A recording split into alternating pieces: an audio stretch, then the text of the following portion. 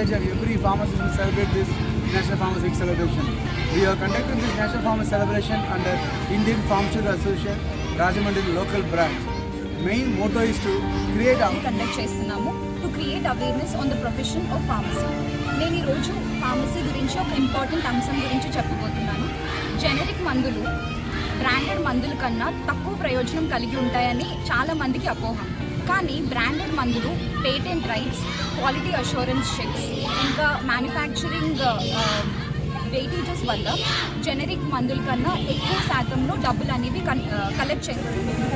మన పాండమిక్ చూసినప్పుడు చూసుకుంటే దేశాలకు కూడా 65 మిలియన్ డోస్ ఆఫ్ వ్యాక్సిన్స్ ఏ దేశం కూడా సరఫరా చేయలేదు.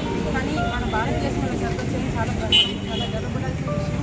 అది కాకుండా మనం ప్రైమరీ మోటో ఏమైతే ఉండాలంటే మనం కంట్రిబ్యూషన్ చేయాలి దేశం గర్వపడేలా.